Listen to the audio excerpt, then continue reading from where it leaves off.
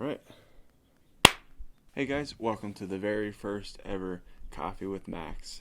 I'm hoping to make this into a series where I'll just be drinking coffee, of course, and talking about whatever's on my mind, which could be music or maybe something to do with music. Might get into some topics to do with music, and if we branch out, we might get into some music topics. But I was thinking to start today, I would talk about something to do with marketing. So I was thinking about digital marketing today. I was thinking about Instagram today, and it's a really interesting thing. So first of all, musicians are terrible at marketing. They just don't really understand it, and I'm not excluding myself from that completely, but I've had my eyes opened to that recently by a friend of mine, and it's really interesting to see how musicians actually use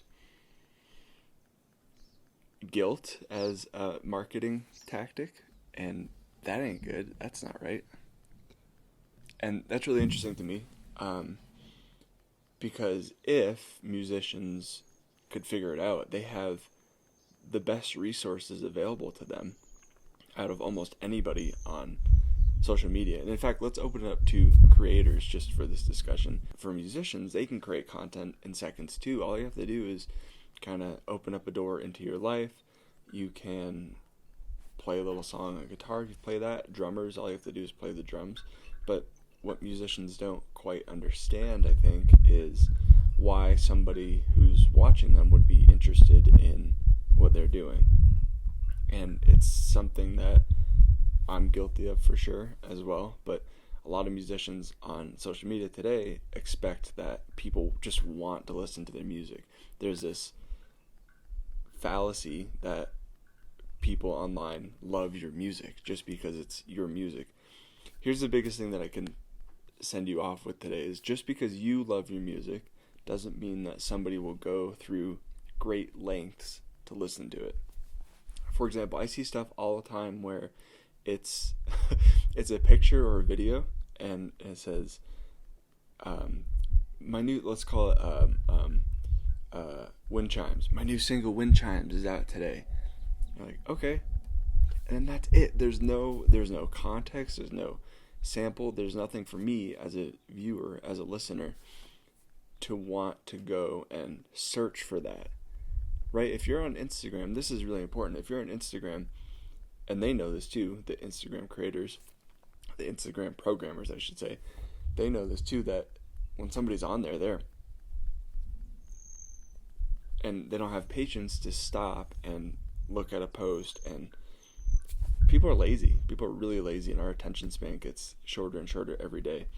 So one thing that I've been working on in my content, and I still suck, I'm still a musician, I'm still working on the social media, digital marketing stuff. It's hard. So I'm not trying to be preachy or anything. I don't know what I'm doing either. But one thing that I'm trying to do is look at it from the perspective of the person who is finding that content. So anything you can do to make it easier for that person to go to that treat that you're giving them. Because it is a treat. You have to remember that the stuff that you're giving away for free on the internet is extremely valuable. Think about just a little video of a song that you performed. That includes the price of the guitar, price of the camera, your vocal lessons for how many years, and then so much practicing. Oh, by the way, I count like this. Get over it. I like to count like this. 1, 2, 3, 4, 5. And on this hand I go 1, 2, 3, 4, 5. Leave me alone. Anyway, so this is fun. I kind of like this coffee talk. I can just talk about whatever I want, and I can edit it out later. So think of this video that you're putting online, the content that you're putting online. The actual value that it has is so much greater than that 30-second video that you're putting up there.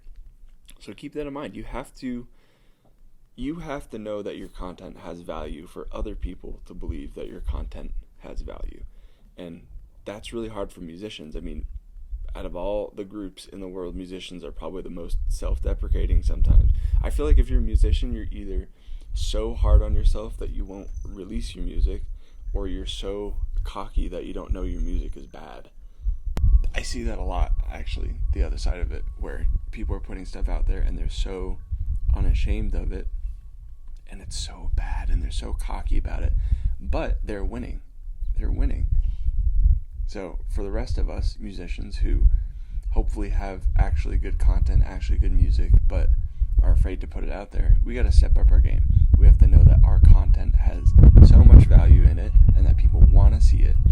And then the other side of it is you have to promote it in a way where it's easy for people to find it and find whatever content you're putting out there, and understand the appeal for somebody to actually want to find that content or to partake in your treat that you're putting out there on the wide internet.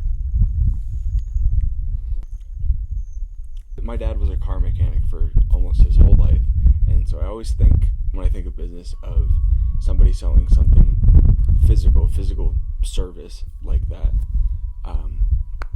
which is automotive repair. Or let's even go a step further. Let's think about selling a car, because I think that's something everybody can understand.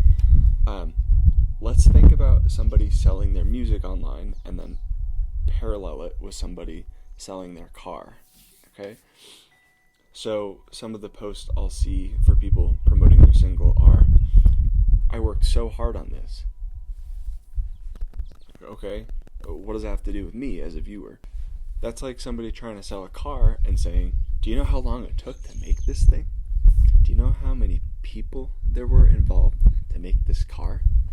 There's a lot of people involved. We had to start with the wheels. We had to get wheels from somewhere. We had to get tires. We had to get an axle, engine. Think about just the body of the car.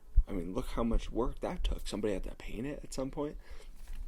It's actually really helpful to think of this selling a car analogy when you're putting music out there. The other thing that I see all the time musicians doing on social media, and I hate this so much, is this guilt trip thing. And I see it a lot of times when people are trying to get their friends to go to their shows. I've seen stuff online where it's basically, come to my show or you suck. I think I've literally seen that sentence, come to my show or you suck. And let's go to the car salesman. He's trying to sell a car, and he goes, if you don't buy this, I think you're a chump.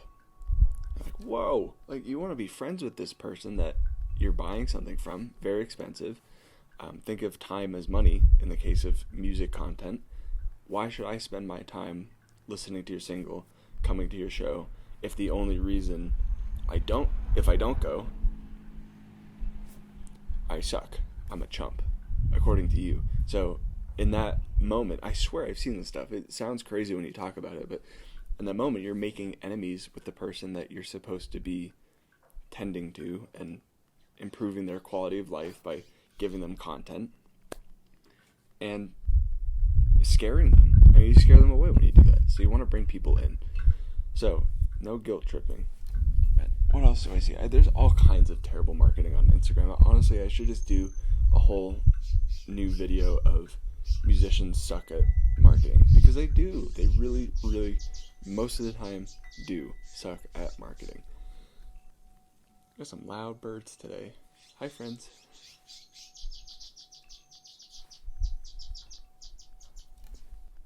So one other thing I want to talk about is this music bubble that is present in Instagram.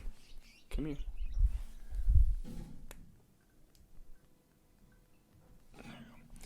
This music bubble that's present in Instagram. And so think of it like this. Let's say that you are a gardener. It's the first thing I thought of. And you're trying to promote yourself on social media, and you find all of your friends who are also gardeners, and you get them to follow you. And from there, you build your audience, and more gardeners follow you.